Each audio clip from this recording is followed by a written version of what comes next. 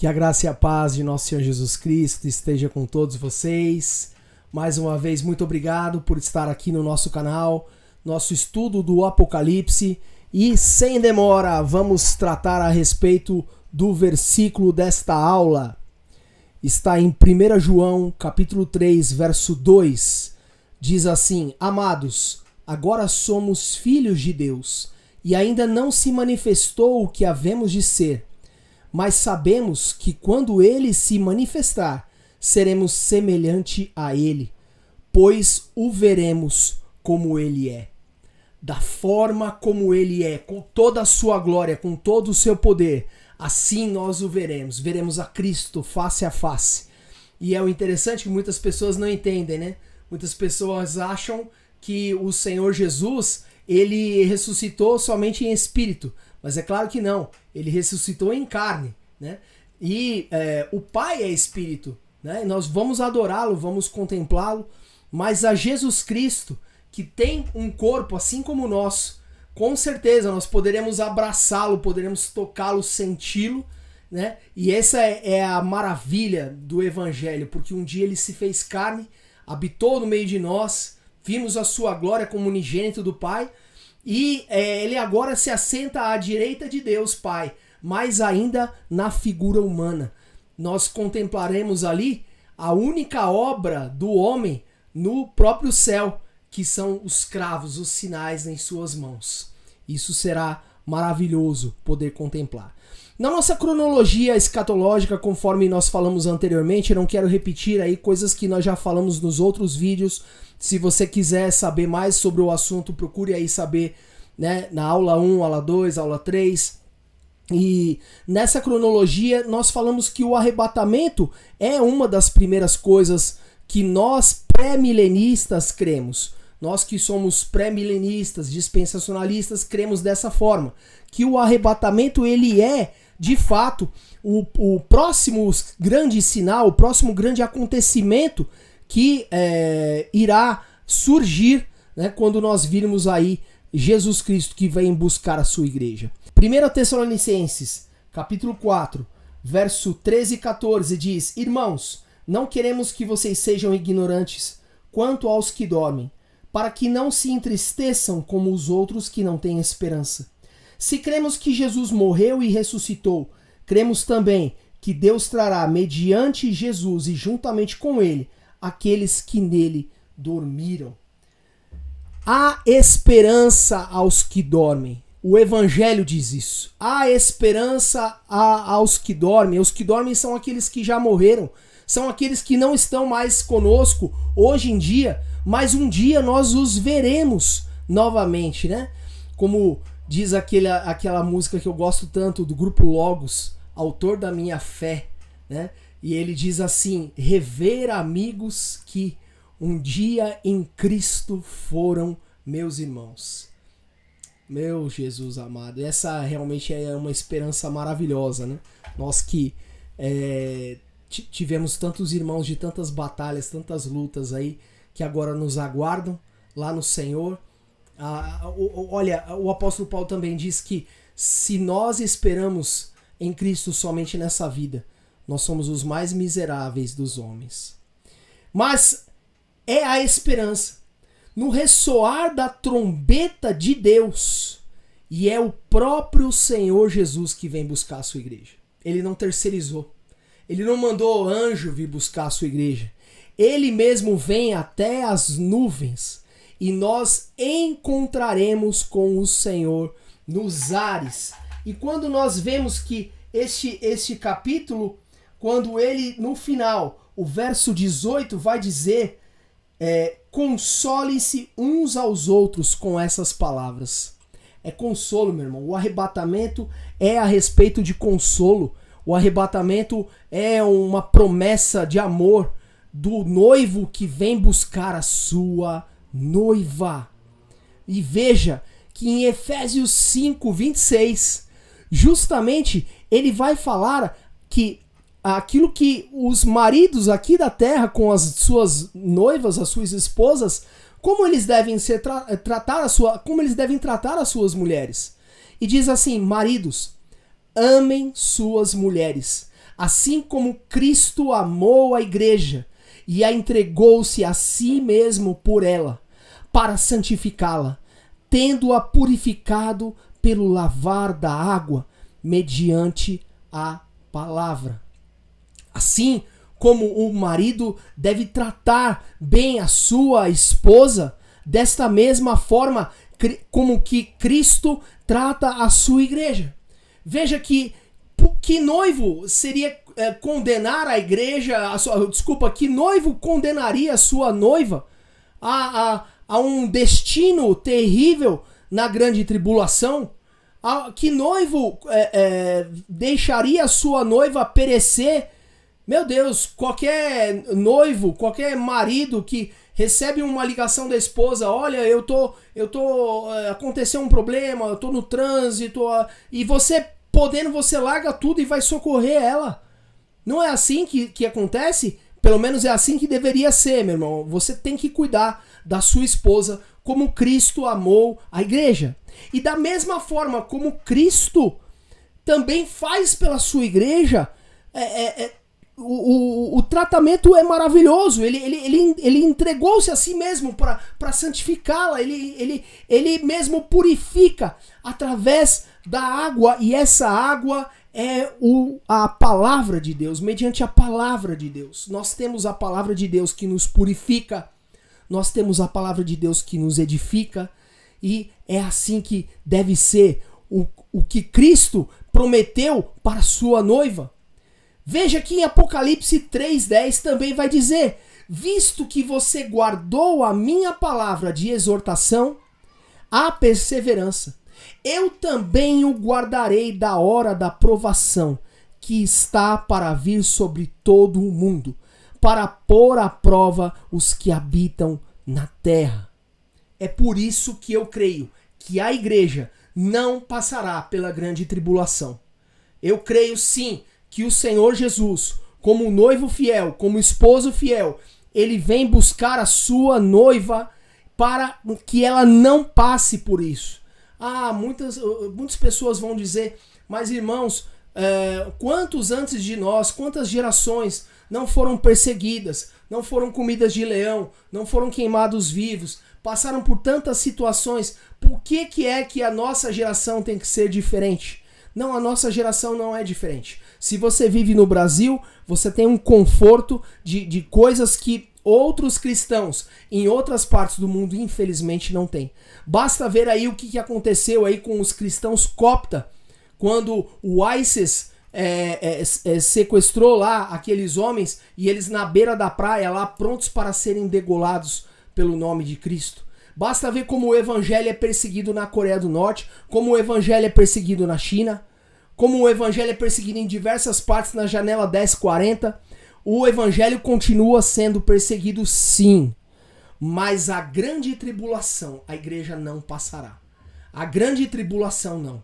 O noivo vem para buscar a sua noiva. Eu creio que isso é uma palavra de consolo. Consolem-se uns aos outros com essas palavras. A palavra de consolo é que o Senhor Jesus vem buscar e resgatar a sua noiva, a sua igreja, antes que inicie esse período terrível da grande tribulação. Ele vem também como um ladrão. Ele vem sem aviso. Ele vem de uma hora para outra. Como diz Mateus 24:43. Mas entendam isso.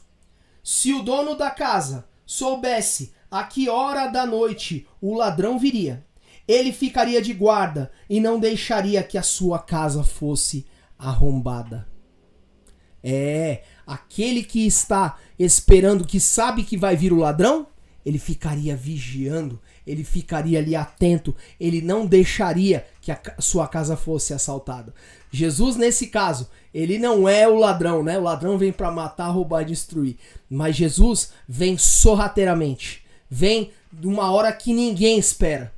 Se a igreja for passar pela tribulação primeiro, nós já saberíamos mais ou menos quando que ele haveria de vir. Porque pelo menos uns 3 anos e meio primeiro ali ele viria, ou dentro dos 7 anos, mas de fato ele viria. Isso serviria ainda para aquele cristão que está meio, vamos dizer, não muito firme na fé, poder se apoiar de, não, agora eu vou me resolver, agora sim eu vou correr atrás. Quando, na verdade, ele está com medo, né, apenas da volta de Cristo. Eu digo que o cristão deve estar preparado e atento ainda nos dias de hoje, porque Jesus pode voltar a qualquer momento para buscar a sua igreja. Também, na palavra do Senhor, no Evangelho de Lucas, no capítulo 12, verso 39, diz: entendam, porém, isso, se o dono da casa soubesse a que hora viria o ladrão, não permitiria que a sua casa fosse arrombada. Também, em 1 Tessalonicenses, capítulo 5, verso 2, vai dizer assim: pois vocês mesmos sabem perfeitamente que o dia do Senhor virá como um ladrão à noite. E também, no verso 4, vai dizer: mas vocês, irmãos, não estão nas trevas para que esse dia os surpreenda como um ladrão. Nós não estamos nas trevas. Nós estamos sendo avisados. Esse vídeo aqui já é um alerta. Você que está ouvindo isso, você não está em trevas. Você sabe que vai chegar a qualquer momento o momento do arrebatamento, o momento do ressoar da trombeta. Vai vir como um ladrão, vai vir desesperado, vai vir a qualquer momento. Vai pegar as pessoas desprevenidas, perdão, é essa a palavra que eu queria dizer. Vai pegar desprevenido muitas pessoas. Não vai ser com aviso prévio, vai ser repentino. 2 Pedro 3,10 vai dizer assim, 2 Pedro 3,10: o dia do Senhor, porém, virá como um ladrão. Os céus desaparecerão como um grande estrondo. Os elementos serão desfeitos pelo calor. E a terra e tudo que nela há será desnudada. Ali já fala que depois do arrebatamento já terá então as consequências da grande tribulação. Meus irmãos, o texto é claro. Ele vem no momento em que ninguém espera, leva a sua igreja e inicia-se o período de tribulação. Apocalipse capítulo 3 e verso 3 também. Apocalipse 3:3. Lembrem-se, portanto, do que você recebeu e ouviu. Obedeça e arrependa-se. Mas se você não estiver atento, virei como um ladrão e você não saberá a hora que virei contra você. Olha aí a exortação que o Senhor fala aqui no Apocalipse. Arrependa-se. Eu vou vir como um ladrão. Eu vou vir de repente. Vou pegar você desprevenido. Apocalipse também. Apocalipse 16, verso 15. Eis que venho como ladrão. Feliz aquele que permanece vigilante e conserva consigo as suas vestes, para que não ande nu e não seja vista a sua vergonha. Eu venho como ladrão e a igreja deve estar vigilante. Esse é o trabalho da igreja. Agora, tratando, meus irmãos, virando um pouco a chave a respeito, como nós falamos, o estudo do Apocalipse dos últimos dias, mas tratando especificamente sobre os escritos do apóstolo João, do livro de Apocalipse. Quando nós olhamos lá, Apocalipse capítulo 1, verso 9, diz assim a palavra do Senhor: eu, João, irmão e companheiro de vocês, no sofrimento, no reino e na perseverança em Jesus, estava na ilha de Patmos por causa da palavra de Deus e do testemunho de Jesus. A ilha de Patmos era como a antiga ilha de Alcatraz, onde ficavam ali os presos totalmente isolados, sem nenhuma chance de fuga, porque aquele que pudesse de repente sair das cadeias não conseguiria jamais sem um barco, algum meio para poder fugir da ilha. E quando nós lembramos da ilha de Patmos, nós lembramos também das 7 igrejas, conforme fala lá no Apocalipse. A igreja de Pérgamo, Tiatira, Sardes, Esmirna, Filadélfia, Laodiceia, Éfeso.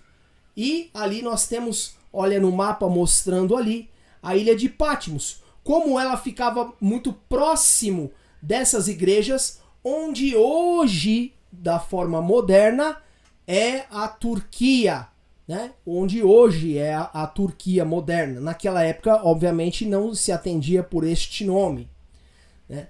Nós vemos então cada uma das igrejas ali, as 7 igrejas da Ásia, né? Nós vemos que a igreja de Éfeso é a igreja do primeiro amor, a igreja apostólica. E nós temos algumas pessoas que dizem que isso reflete o período da igreja onde ela estava vivenciando o primeiro amor, entre o ano 33 e o ano 100, quando os cristãos eram verdadeiros e, apesar de serem perseguidos, resistiam firme, porque estavam vivendo o primeiro amor de Cristo. Depois nós temos a igreja de Esmirna, a igreja perseguida, né, de Diocleciano, o imperador romano Diocleciano, até Constantino, quando fez o Édito de Milão. Então, do ano 100 ao ano 312, quando o evangelho deixou de ser perseguido e passou então a ser como a religião oficial do Império Romano.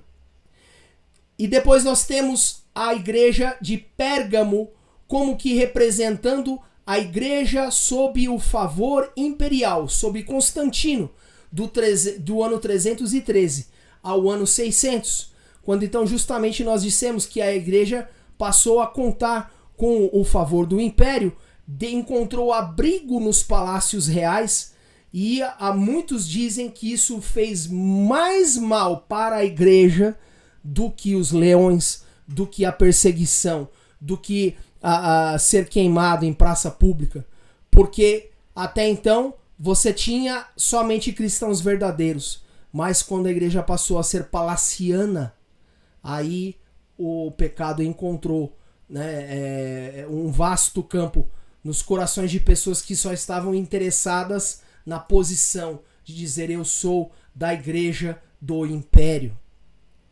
Depois nós vemos a igreja de Tiatira, a igreja papal, né, na Idade Média, entre 600 e 1517.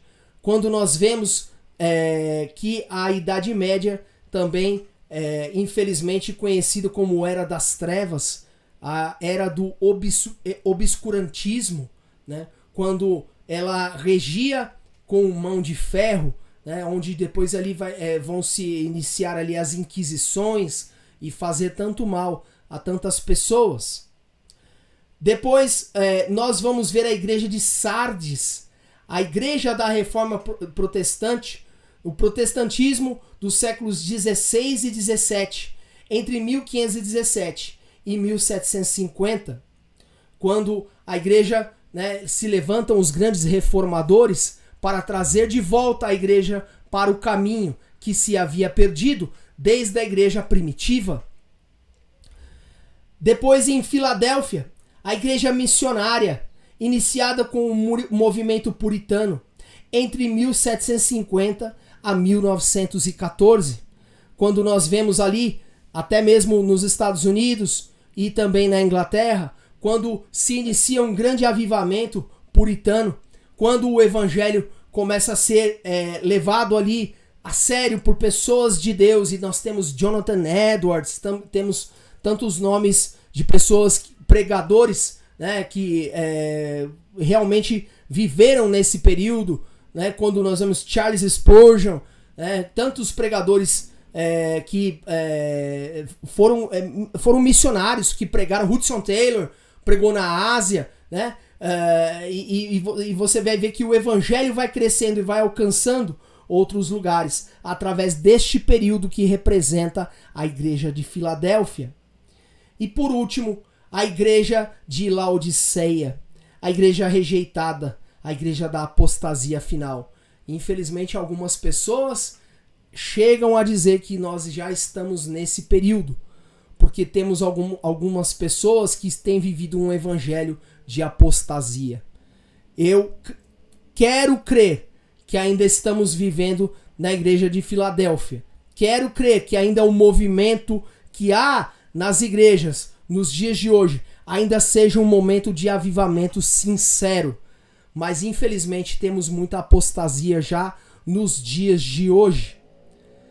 Então, nós vemos então que as 7 igrejas do Apocalipse, conforme nós vimos, a igreja de Éfeso representa a igreja desviada, a igreja de Esmirna perseguida, a igreja de Pérgamo licenciosa, a igreja de Tiatira relaxada, a igreja de Sardes, uma igreja morta, a igreja de Filadélfia, uma igreja abençoada, mas a igreja de Laodiceia, uma igreja morna. E o Senhor mesmo vai dizer, porque não és frio nem quente, vomitar-te-ei da minha boca. Nessa cronologia, nós vemos o porquê o Senhor justamente colocou este alerta às 7 igrejas do Apocalipse, né, no início do livro. Porque justamente é isso que nós estamos dizendo. Essas igrejas, para aquela época, uma precisava ser acordada, despertada, outra precisaria ser encorajada porque amava a palavra do Senhor, rejeitava os erros. Mas todas essas igrejas também representam nos dias de hoje verdade para as nossas vidas. Meus irmãos, eu creio sinceramente que o Senhor Jesus, ele volta para buscar a sua igreja antes do período da grande tribulação. Se você crê diferente, se você pensa de uma outra maneira, eu gostaria de abrir aqui o diálogo para que você pudesse comentar e você pudesse falar aí nos comentários do nosso vídeo. Qual é a sua opinião e por que você acha isso? Existem alguns cristãos que não entendem mesmo que até que o arrebatamento da igreja aconteça nem no começo nem no meio da tribulação, mas tem quem creia que Cristo volta e não tem arrebatamento. Mas conforme o relato bíblico, nós cremos que existe sim o arrebatamento da igreja. Outros dizem que o Senhor Jesus volta já logo no final, para receber uma comitiva de guerra que vem para recepcionar o rei que assume o trono.